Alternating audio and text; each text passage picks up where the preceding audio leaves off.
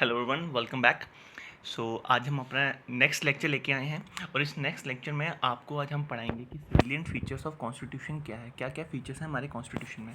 तो guys, last video में जब हमने मेकिंग ऑफ द कॉन्स्टिट्यूशन में पढ़ा तो उसमें मैंने आपसे एक क्वेश्चन पूछा था कि जो हमारी ड्राफ्टिंग कमेटी के जो चेयरमैन थे डॉक्टर B.R. अम्बेडकर, इसमें आर क्या है। बेसिकली कुछ लोग बोलेंगे कि ये बड़ा सिली सा क्वेश्चन है, तो I know majority of the लोगों को नहीं पता होगा क्योंकि वो सोच रहे होंगे इसका BR का मतलब होगा भीमराव अंबेडकर, बट ऐसा नहीं है। डॉक्टर भीमराव अंबेडकर का पूरा नाम है भीमराव रामजी अंबेडकर।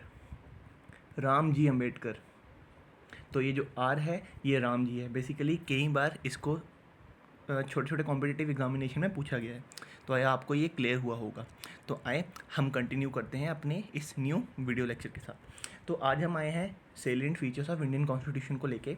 तो देखिए, इंडियन कॉन्स्टिट्यूशन मैंने आपको बताया कि 26 नवंबर 1949 को बनके तैयार हुआ और 26 जनवरी 1950 को इसको हमारे देश में लागू कर दिया गया, जिसको हम रिपब्लिक डे भी कहते हैं। अब देखिए क्या फीचर्स हैं हमारे कॉन्स्टिट्यूशन के।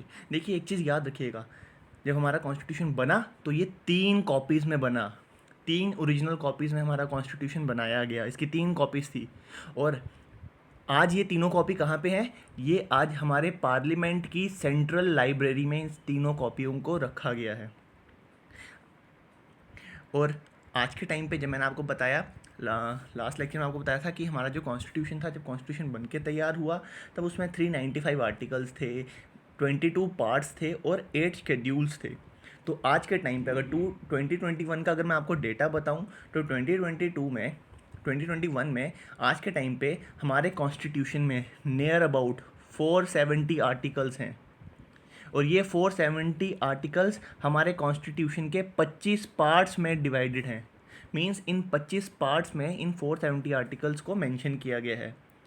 और टोटल आज के टाइम पे 12 शेड्यूल्स हैं और 5 अपेंडिसेस हैं। आई होप आपको ये चीज़ क्लियर हुई होगी। आज के टाइम पे मींस 2021 के डेटा के हिसाब से 470 आर्टिकल्स हैं हमारे कॉन्स्टिट्यूशन में, और ये 470 आर्टिकल्स 25 पार्ट्स में एक्सप्लेन्ड हैं और 12 शेड्यूल्स हैं और 5 अपेंडिसेस हैं। आई होप आपको ये क्लियर हुई होगा। अब देखिए, हमारा जो कॉन्स्टिट्यूशन है ये बड़ा यूनिक है, ठीक है। पूरी दुनिया के कॉन्स्टिट्यूशंस को हमने इवैल्यूएट किया और उनमें से हमने कुछ फीचर्स को बोरो किया, और इसकी वजह से जो हमारा कॉन्स्टिट्यूशन है बहुत ज़्यादा लेंथी, दुनिया का सबसे लेंथीएस्ट कॉन्स्टिट्यूशन माना जाता है। एक ये इसका फर्स्ट फीचर है, लेंथीएस्ट कॉन्स्टिट्यूशन है। हमने दुनिया की बहुत ज़्यादा कंट्री से इसको ड्राइव किया है। अब देखिए, ये एक लेंथीएस्ट कॉन्स्टिट्यूशन तो है, साथ में रिटन भी है। देखिए कॉन्स्टिट्यूशन 2 तरह के होते हैं। एक होता है रिटन कॉन्स्टिट्यूशन, जैसे अमेरिका का कॉन्स्टिट्यूशन है, यूनाइटेड स्टेट्स का कॉन्स्टिट्यूशन है। और दूसरा होता है अनरिटन, मीन्स जैसे ब्रिटेन का कॉन्स्टिट्यूशन है। ब्रिटेन का कॉन्स्टिट्यूशन का मतलब क्या है? देखिए हमारा कॉन्स्टिट्यूशन पहले का बन चुका है, अब उसी कॉन्स्टिट्यूशन को मद्देनज़र रखते हुए हम दूसरे प्रोविजंस को बनाते हैं और उसमें हम ऐड करते हैं। बट ब्रिटेन का कोई ऐसा एक रिटन कॉन्स्टिट्यूशन नहीं है। वहाँ पे कोई भी लॉ होता है वो ऑटोमेटिकली कॉन्स्टिट्यूशन का पार्ट बन जाता है। Means Britain is the example of unwritten constitution. ये चीज़ आपको ध्यान में रखना है। और एक चीज़ याद रखिएगा, जैसे मैंने आपको बोला कि इंडिया का जो कॉन्स्टिट्यूशन है दुनिया का सबसे लेंथीएस्ट कॉन्स्टिट्यूशन है। Means we have derived it from the various sources. दुनिया के 60 कंट्रीज़ के कॉन्स्टिट्यूशन को हमने पढ़ा, इवैल्यूएट किया और उसके बाद हमने वहाँ से कुछ फीचर्स को बोरो किया है जो आज के टाइम पे हमारे कॉन्स्टिट्यूशन में आपको रिफ्लेक्ट होता है। इवन ऐसा नहीं है कि जो हमने कॉन्स्टिट्यूशन बनाया उसी को हमने कंक्रीट मान लिया। आज के टाइम पे भी हम अपने कॉन्स्टिट्यूशन में 1950 के बाद से ही हम अपने कॉन्स्टिट्यूशन में बड़े ज़्यादा चेंजेस करते आए हैं। देखिए कॉन्स्टिट्यूशन में चेंजेस को क्या कहते हैं? कॉन्स्टिट्यूशन में अगर आप चेंज कर रहे हैं उसको बोलते हैं अमेंडमेंट। तो देखिए बड़ी इंपॉर्टेंट अमेंडमेंट्स हुई हमारे कॉन्स्टिट्यूशन में, जैसे 7th अमेंडमेंट हुई। 7th अमेंडमेंट 1956 में हुई थी। और इस 7th अमेंडमेंट में क्या हुआ आप जानते हैं? जब कॉन्स्टिट्यूशन बनके तैयार हुआ तो जो हमारी स्टेट्स थी हमारी कंट्री में, उनको 4 पार्ट में डिवाइड किया गया था। Part A, B, C, D में इनमें डिवाइड किया गया था।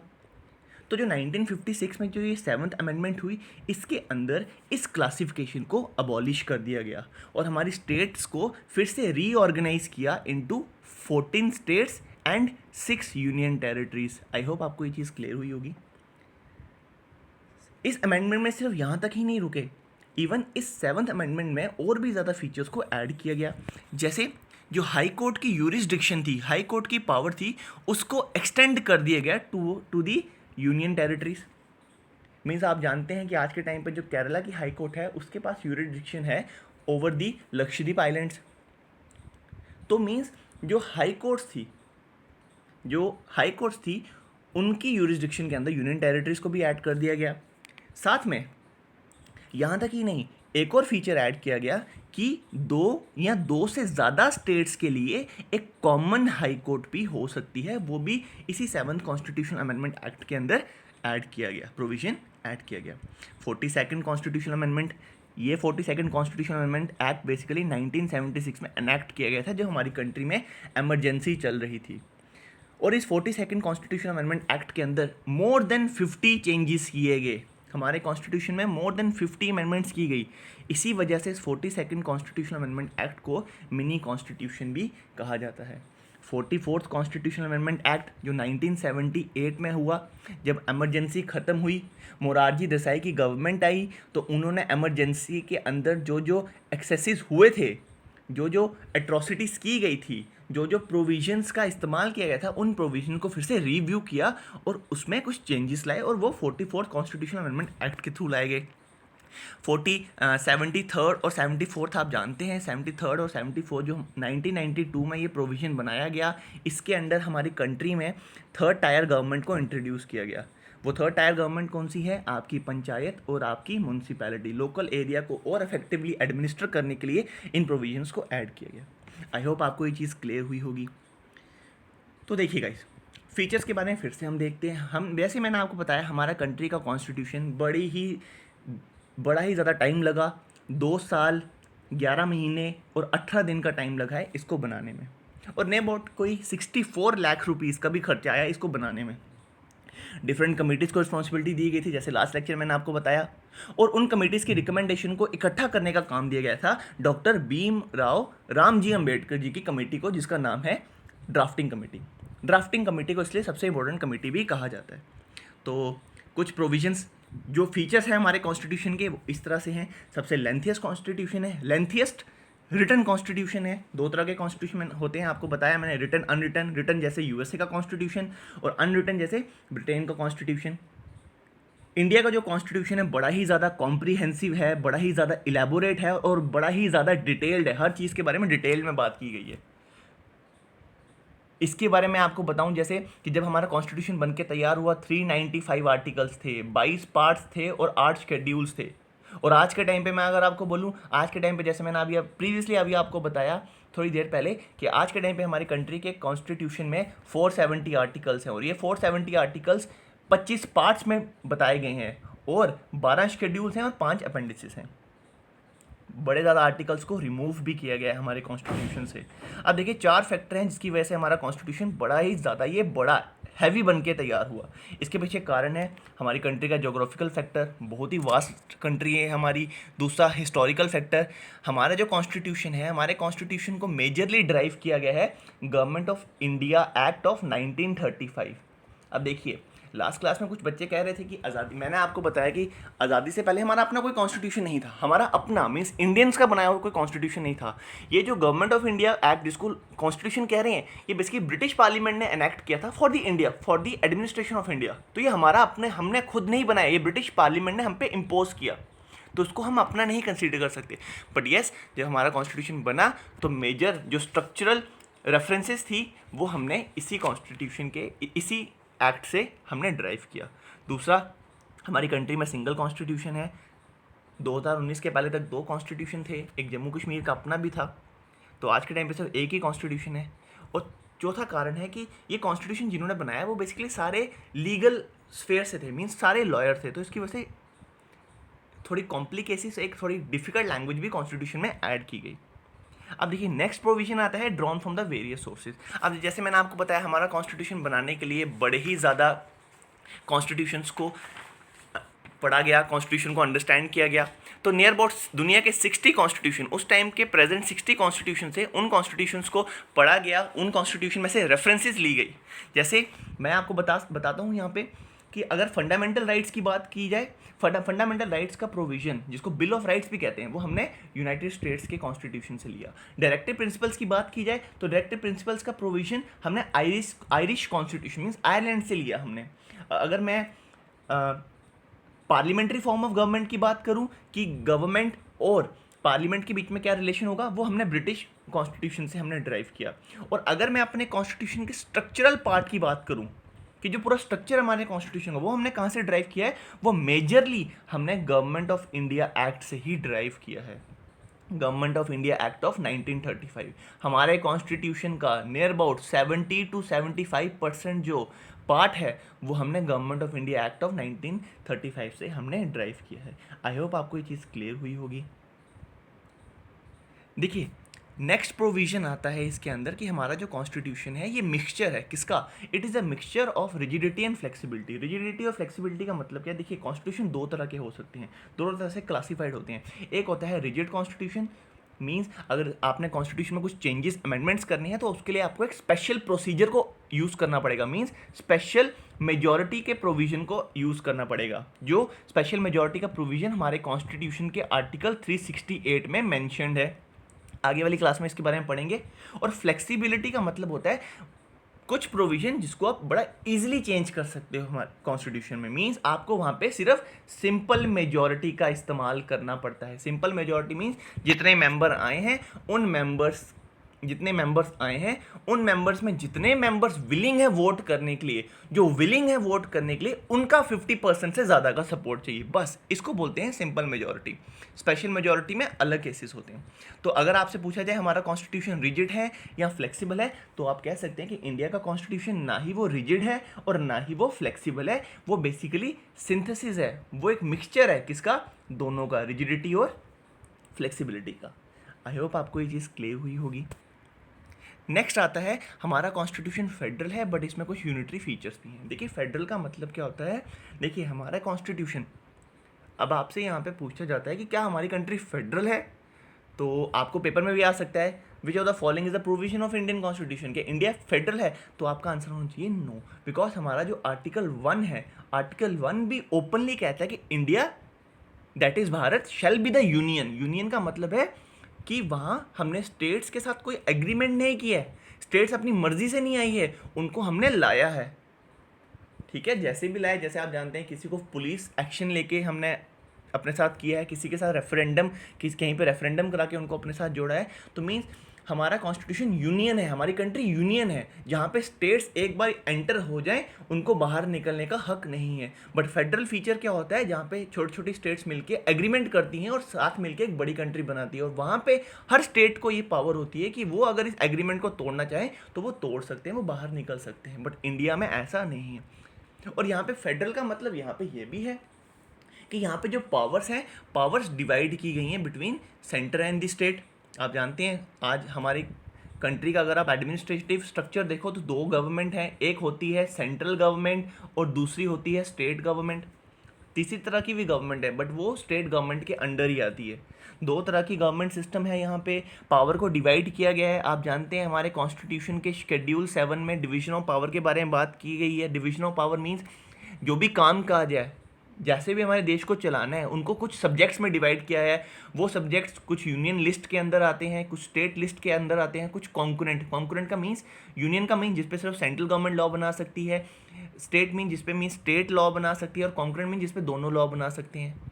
और जो मेजॉरिटी ऑफ द सब्जेक्ट्स हैं वो यूनियन लिस्ट में रखे गए हैं, मीन्स नियर अबाउट 100 सब्जेक्ट्स हैं जो यूनियन लिस्ट में रखे गए हैं, 61 सब्जेक्ट्स हैं जो स्टेट लिस्ट में हैं, और 52 सब्जेक्ट्स हैं जो कॉन्करेंट लिस्ट में जिसमें दोनों लॉ बना सकते हैं। आप जानते हैं ये जो फेडरल फीचर है इसको अपहोल्ड कौन कर रहा है, इसको मेंटेन कौन कर रहा है, हमारा कॉन्स्टिट्यूशन, हमारा रिजिड कॉन्स्टिट्यूशन, और इवन हमारी जो इंडिपेंडेंट जुडिशरी है ये इसको मेंटेन कर रही है। मींस ये हमारी कंट्री के फेडरल फीचर है। इवन आप जानते हैं हमारी जो पार्लियामेंट है वहाँ पे सिर्फ लोकसभा नहीं है, वहाँ पे राज्यसभा भी है। मींस हमारी पार्लियामेंट भी बाय कैमरल है, मींस वहाँ पे स्टेट्स को भी रिप्रेजेंटेशन मिली हुई है, मींस फेडरल फीचर शो हो रहे हैं। बट हमारे कॉन्स्टिट्यूशन के कुछ ऐसे प्रोविजंस, कॉन्स्टिट्यूशन में कुछ यूनिटरी और नॉन फेडरल फीचर्स भी हैं। यूनिटरी और नॉन फेडरल फीचर मींस जैसे मैंने अभी आपको बताया शेड्यूल 7 में पावर्स को डिवाइड किया गया है, तो पावर ज़्यादा किसके पास है, ज़्यादा सब्जेक्ट्स पे लॉ काम करने का पावर किसके पास है? वो सेंट्रल गवर्नमेंट के पास है। मीन जो भी नेशनल इंपॉर्टेंस की चीज़ें हैं उसको यूनियन लिस्ट में रखा है, उसके पास पावर सिर्फ सेंटर के पास है। स्ट्रॉन्ग सेंटर बनाया गया है, सिर्फ एक सिंगल कॉन्स्टिट्यूशन है हमारी कंट्री में, सिंगल सिटीजनशिप है, डबल सिटीजनशिप नहीं है। पहले डबल सिटीजनशिप थी, अब सिंगल सिटीजनशिप है हमारी कंट्री में, ठीक है। कॉन्स्टिट्यूशन फ्लेक्सिबल है, हमारा कॉन्स्टिट्यूशन मीन्स इजीली चेंज हो सकता है। देखिए याद रखिएगा, हमारे कॉन्स्टिट्यूशन का सिर्फ 10% पार्ट है जिसको चेंज करने के लिए स्पेशल मेजॉरिटी का इस्तेमाल होता है। 90% पार्ट ऐसा है जिसको सिंपल मेजॉरिटी से चेंज किया जा सकता है, ये चीज़ याद रखिएगा। और एक और फीचर है यूनिटरी फीचर, जैसे आप जानते हैं हमारी स्टेट्स के जो गवर्नर होते हैं उनको कौन अपॉइंट करता है? They are not elected, they are appointed by the central government. तो दीज आर, और इमरजेंसी प्रोविजन भी इस यूनिटरी फीचर के अंदर आता है। तो these are some of the features which shows us the unitary system in this federal provisions. I hope आपको ये चीज़ क्लियर हुई होगी।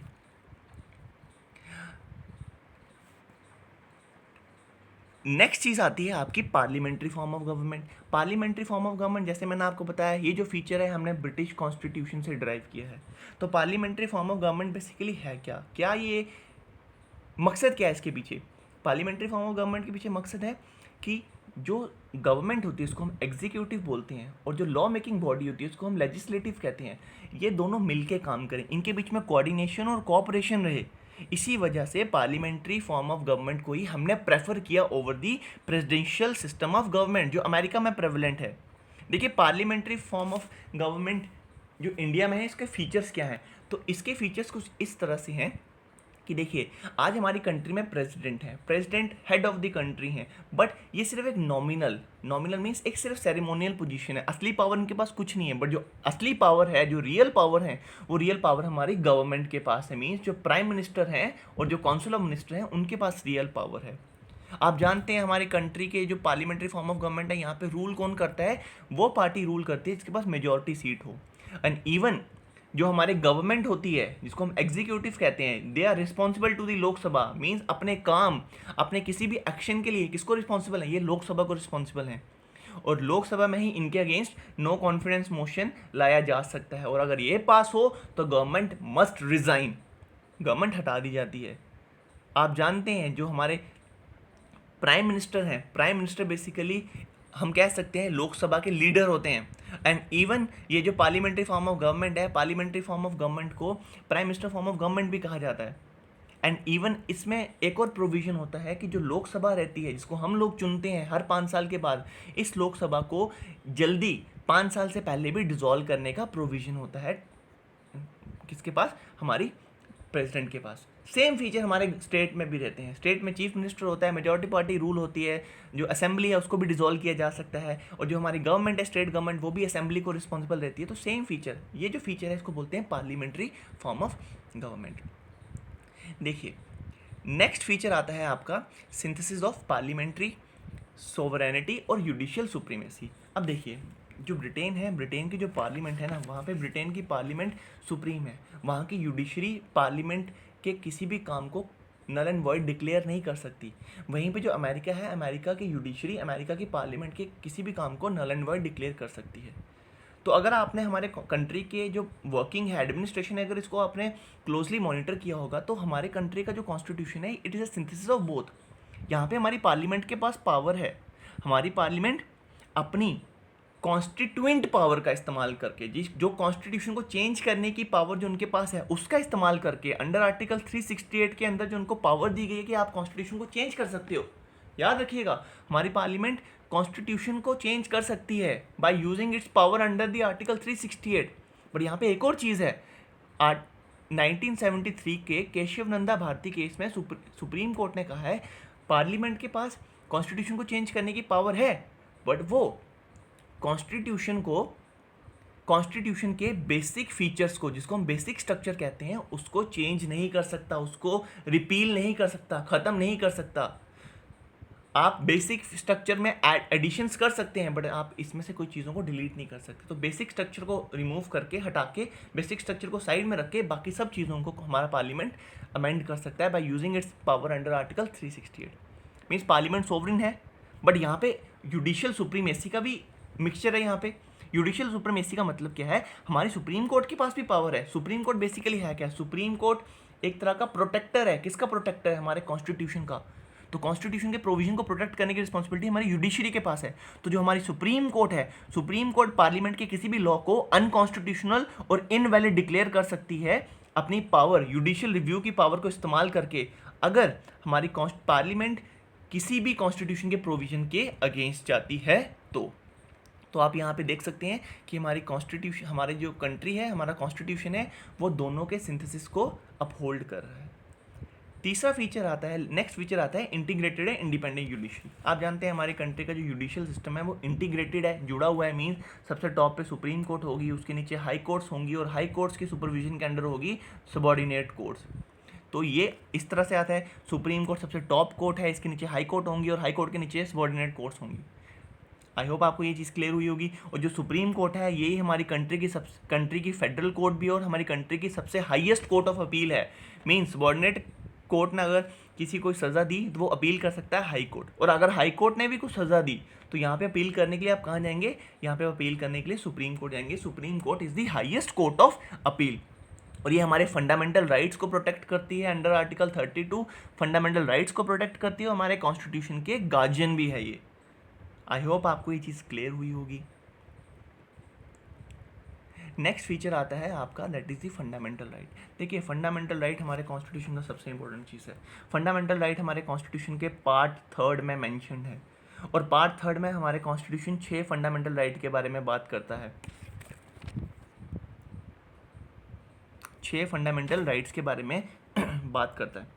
मीन्स 6 फंडामेंटल राइट हमारे कंट्री के लोगों को दिए गए हैं, जैसे right to equality, right to freedom, right against exploitation, right to freedom of religion, cultural and educational right, right to constitutional remedy. ये सारे राइट हैं जो हमारी कंट्री के नागरिकों को हमारा कॉन्स्टिट्यूशन गारंटी कर रहा है। और देखिए फंडामेंटल राइट किसके लिए इंपॉर्टेंट है? फंडामेंटल राइट हमारी कंट्री में पॉलिटिकल डेमोक्रेसी को प्रमोट करने के लिए ज़रूरी है। और देखिए ये जो फंडामेंटल राइट है ये एक तरह की लिमिटेशन है। फंडामेंटल राइट हमारी कंट्री की जो एग्जीक्यूटिव्स हैं इनकी तानाशाही के ऊपर एक तरह से रिस्ट्रिक्शन इम्पोज करती हैं।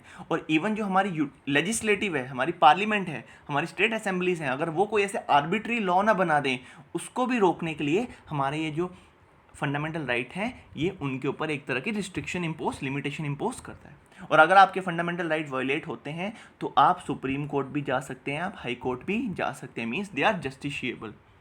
ठीक है।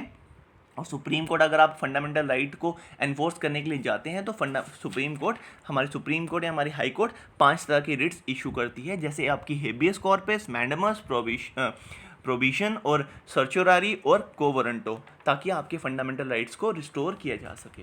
अब यहाँ पे एक चीज़ देखिए, इसका मतलब क्या है? हमारी सरकार के ऊपर ये एक तरह की रिस्ट्रिक्शन है, हमारी लेजिस्लेटिव असेंबलीज के ऊपर, लेजिस्लेटिव असेंबलीज और लेजिस्लेटिव पार्लियामेंट के ऊपर ये एक तरह की रिस्ट्रिक्शन है, फंडामेंटल राइट रिस्ट्रिक्शन इम्पोज करता है। मीन्स क्या हमारी पार्लियामेंट, हमारी गवर्नमेंट इनको रिस्ट्रिक्ट नहीं कर सकती? तो यहाँ पे आपको एक चीज़ याद रखना है, ये फंडामेंटल राइट जो है ये बेसिकली एब्सोल्यूट नहीं है। मीन्स ऐसा नहीं है कि इनके ऊपर कोई रुकावट नहीं है, इनको ऊपर रिस्ट्रिक्शन लगाई जा सकते हैं, बट वो जो रिस्ट्रिक्शन होंगी वो रीजनेबल होंगी। ठीक है। अगर कंट्री की public morality, order, decency maintain करनी है या कंट्री की सिक्योरिटी को मेंटेन करना है, उसके लिए आप फंडामेंटल राइट्स को आप रिस्ट्रिक्ट कर सकते हैं। आप जानते हैं जैसे एमरजेंसी के अंदर, नेशनल एमरजेंसी जो आर्टिकल 352 के अंदर लगाई जाती है, उसके अंदर 2 फंडामेंटल राइट्स हैं, उनको छोड़ के बाकी सारे फंडामेंटल राइट्स को अनएनफोर्सेबल कर दिया जाता है। जैसे आर्टिकल 20 और आर्टिकल 21 को छोड़ के बाकी सारे फंडामेंटल राइट को रिस्ट्रिक्ट कर दिया जाता है during the national emergency. I hope आपको ये चीज़ क्लियर हुई होगी। नेक्स्ट फीचर आता है इसमें आपका fundamental duties, directive principles. Directive principle basically क्या है? डायरेक्टिव प्रिंसिपल देखिए हमारे इंडियन कॉन्स्टिट्यूशन के पार्ट 4 का ये पार्ट है। पार्ट 4 में ये मेंशन्ड है हमारे इंडियन कॉन्स्टिट्यूशन के।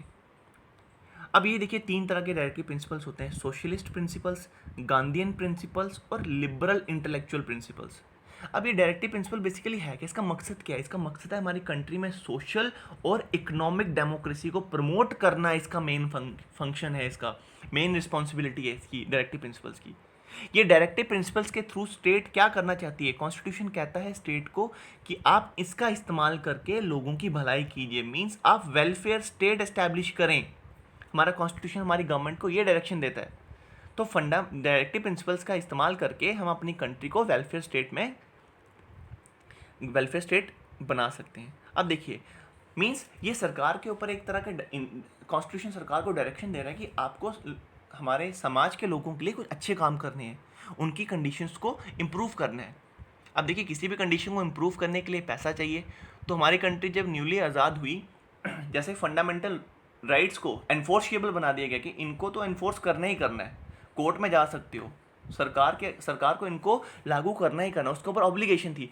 पर डायरेक्टिव प्रिंसिपल्स के केस में क्या ऐसा हुआ?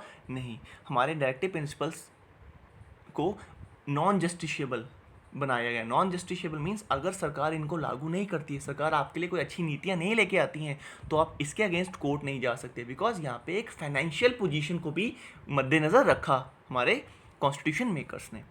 तो इसका जो मकसद है, डायरेक्टिव प्रिंसिपल का मेन मकसद है हमारी कंट्री को किस तरह से गवर्न करना है, किस तरह से लोगों की कंडीशन को इम्प्रूव करना है। ये सिर्फ एक मॉरल ऑब्लिगेशन स्टेट के ऊपर इम्पोज करती है, कोई इसके पीछे लीगल एनफोर्समेंट नहीं है, सिर्फ एक मॉरल ऑब्लिगेशन। अगर सरकार लोगों की भलाई नहीं करती तो आने वाली जनरल इलेक्शन में लोग उस सरकार को हटा देंगे।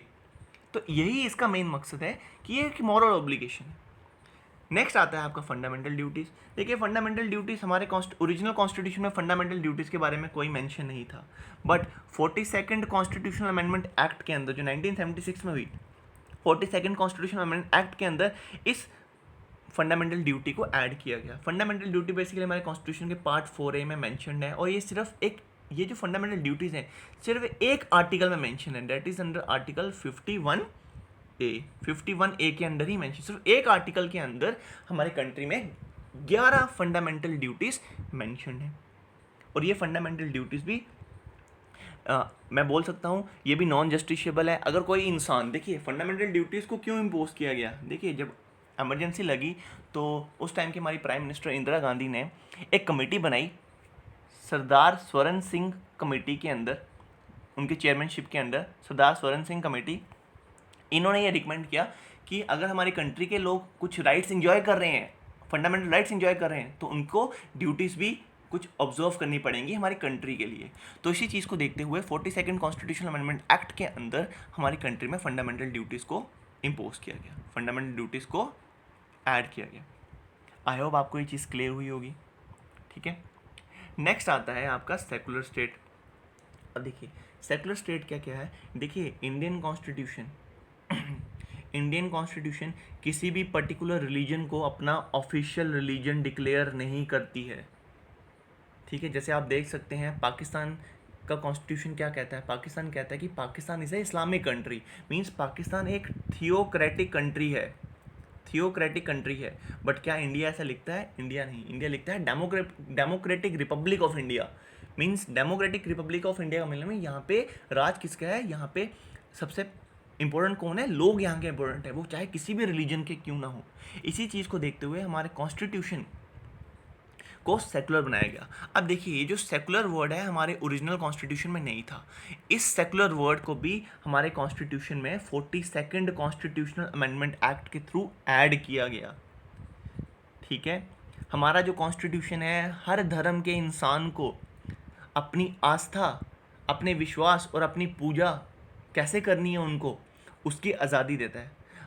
हमारी स्टेट किसी भी इंसान के साथ धर्म के नाम पे डिस्क्रिमिनेशन नहीं कर सकती, जैसे ये आर्टिकल 15 के अंदर कहा गया है। आर्टिकल 16 के अंदर ये कहा गया है कि कोई भी धर्म का आदमी है अगर हमारी कंट्री में, सरकारी नौकरियों में उनको इक्वल अपॉर्चुनिटी मिलेगी। आर्टिकल 25 कहता है कि अगर आप पूजा करना चाहते हैं, अपने धर्म को प्रोपोगेट करना चाहते हैं, धर्म को प्रैक्टिस करना चाहते हैं, उसकी आपको पूरी आज़ादी होगी। आर्टिकल 27 क्या कहता है? आर्टिकल 27 कहता है कि हमारी कंट्री एक सेकुलर स्टेट होगी और किसी भी धर्म के, किसी भी एक पर्टिकुलर धर्म के लोगों को कंपेल नहीं किया जाएगा कि वो टैक्स पे करें और उस पैसे का इस्तेमाल किसी और धर्म को प्रमोट करने में इस्तेमाल हो। तो ऐसा हमारी कंट्री में नहीं किया जा सकता अंडर आर्टिकल 27। और 28 आर्टिकल कहता है किसी भी तरह की धार्मिक इंस्ट्रक्शन किसी भी गवर्नमेंट फंडेड एजुकेशनल इंस्टीट्यूशन में नहीं दी जा सकती। अगर कोई एजुकेशनल इंस्टीट्यूशन चैरिटेबल इंस्टीट्यूशन है, किसी पर्टिकुलर रिलीजन ने ओपन किया है, वहाँ पे इंस्ट्रक्शन देना कंपलसरी है, वहाँ पे वो इंस्ट्रक्शन दे सकते हैं।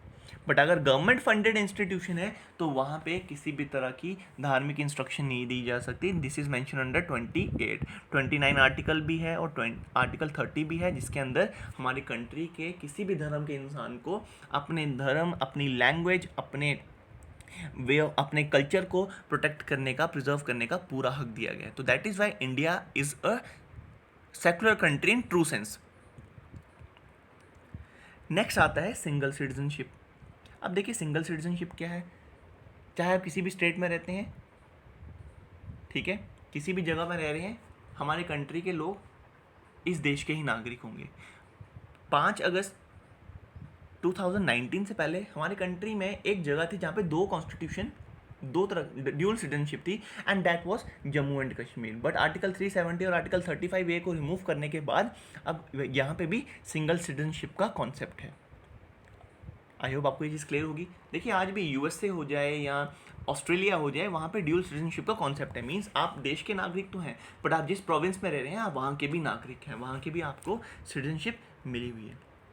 बट ऐसा आप क्वेश्चन पूछ सकते हैं कि क्या हम सिंगल सिटीजनशिप की अगर हमें हमारे कॉन्स्टिट्यूशन मेंशन करता है तो हम कहीं भी रह सकते हैं? यस, आप सिटीजन हो, किसी भी स्टेट में रहते हो, कहीं पे भी पैदा हुए हो, आप देश के किसी भी हिस्से में जाके रह सकते हो और आपके साथ कोई भी डिस्क्रिमिनेशन नहीं हो, सिर्फ कुछ जगहों को छोड़ के। पहले जम्मू कश्मीर में जैसे डिस्क्रिमिनेशन होती थी लैंड राइट्स को लेके, एम्प्लॉयमेंट को लेके, अब ये भी खत्म हो गई है। बट आज भी एक जगह है जहाँ पे आपके साथ डिस्क्रिमिनेशन हो सकती है कि on the basis whether you are born there और नॉट, वो है tribal areas of the north eastern regions. Tribal area जो नॉर्थ ईस्टर्न रीजन के हैं, वहाँ पे आज भी एक तरह का जो वहाँ के नागरिक हैं, वहाँ के जो ट्राइबल्स हैं, उनको ज़्यादा राइट्स हैं over you people. I hope आपको ये चीज़ क्लियर हुई होगी। नेक्स्ट आपका आता है यूनिवर्सल एडल्ट फ्रेंचाइज। देखिए हमारी कंट्री आज़ाद हुई, तो हमारी कंट्री जैसे आज़ाद हुई तो हमारे कॉन्स्टिट्यूशन ने यूनिवर्सल एडल्ट फ्रेंचाइज के प्रोविजंस को अडॉप्ट किया as the basis of election to the Lok Sabha और लेजिस्लेटिव असेंबलीज। तो इसमें कहा गया कि हर नागरिक जो 18 का है या 18 से ज़्यादा का है, उसको हमारी कंट्री में वोट देने का पूरा हक दिया गया है, और उसके साथ किसी भी तरह की भेदभाव नहीं होगा, जात के नाम पे, रंग के नाम पे, कलर के नाम पे, कि वो किस जेंडर को बिलोंग करता है, उसकी कितना पढ़ा लिखा है, वेल्थ के नाम पे, इसके बेसिस पे कोई डिस्क्रिमिनेशन नहीं होगी। देखिए 1989 से पहले ये एज 18 नहीं थी, ये 21 एज थी। तो इसको 1989 में 61st कॉन्स्टिट्यूशनल अमेंडमेंट एक्ट 1988 में, ये जो 61st कॉन्स्टिट्यूशनल अमेंडमेंट एक्ट के थ्रू इस एज को 21 से कम करके 18 कर दिया गया। तो आज हमारी कंट्री में जो 18 का आदमी है या 18 का जो भी लड़का है या लड़की है, उनको हमारी कंट्री के इलेक्शन में पार्टिसिपेट करने का, वोट देने का पूरा हक है। तो this is what the universal adult franchise is. I hope आपको ये चीज़ क्लियर हुई होगी। नेक्स्ट आता है इंडिपेंडेंट बॉडीज़। तो देखिए अब इंडिपेंडेंट बॉडीज़ का मतलब क्या है। देखिए हमारा कॉन्स्टिट्यूशन ना सिर्फ हमारी कंट्री में लेजिस्लेटिव, एग्जीक्यूटिव या जुडिशरी को बनाने की बात करता है, बट इवन कुछ इंडिपेंडेंट बॉडीज़ को भी इस्टेब्लिश करने की बात करता है। और ये इंडिपेंडेंट जो बॉडीज़ हैं, ये हमारी कंट्री के डेमोक्रेटिक सिस्टम को मेंटेन रखने के लिए ही इस इंडिपेंडेंट बॉडीज़ को बनाया गया है। इन इंडिपेंडेंस बॉडी में जैसे आती है आपकी इलेक्शन कमीशन का मेन मकसद है लेजिस्लेटिव असेंबली में इलेक्शन कंडक्ट करने की रिस्पॉन्सिबिलिटी दी गई इनको, ठीक है, प्रेसिडेंट को चुनने की, प्रेसिडेंट के इलेक्शन को सुपरवाइज़ करने की, और वाइस प्रेसिडेंट के इलेक्शन को सुपरवाइज़ करने की, इवन स्टेट लेजिस्लेचर के इलेक्शन को सुपरवाइज़ करने की रिस्पॉन्सिबिलिटी इलेक्शन कमीशन को दी गई। CAG controller and auditor general को रिस्पॉन्सिबिलिटी दी गई है कि वो आपके एक तरह के गार्डियन का काम करें। आपके गार्डियन का मीन्स आप जो टैक्स पे कर रहे हैं, क्या सरकार उसका मिसयूज़ तो नहीं कर रही है, उन सबका ऑडिट हमारे CAG करते हैं। आप हमारी कंट्री के एडमिनिस्ट्रेशन को चलाने के लिए हमें ब्यूरोक्रेसी की ज़रूरत है। उस ब्यूरोक्रेसी के लिए जैसे जो KS ऑफिसर्स हैं या IAS ऑफिसर हैं, IPS ऑफिसर्स हैं, इनकी ज़रूरत है। इनके लिए एक स्पेशल प्रोसीजर होना चाहिए कि इलेक्शन नहीं हो, बेसिकली एग्जामिनेशन हो, कॉम्पिटिटिव एग्जामिनेशन, क्रीम हमारे देश की उभर के सामने आए। तो उसके लिए यूपीएससी को फॉर्म किया गया। यूपीएससी हमारी कंट्री की जो मेरिट सिस्टम है, हमारी कंट्री की सेंट्रल सर्विसेज हैं, जो ऑल इंडिया सर्विस हैं, उनके एग्ज़ाम करवाती है। इवन जो स्टेट के लिए जो ब्यूरोक्रेसी चाहिए, उसके लिए स्टेट पब्लिक सर्विस कमीशन हैं, जैसे आपकी जेकेपीसी, जेकेपीएससी, ये सारी इंडिपेंडेंट बॉडीज़ हैं जो हमारे कॉन्स्टिट्यूशन की डेमोक्रेटिक सिस्टम के एक तरह के गार्जियन हैं। ये उनको गार्ड करती है, उनको प्रोटेक्ट करती है, ताकि एफिशिएंसी मेंटेन रहे। आई होप आपको ये चीज़ क्लियर हुई होगी।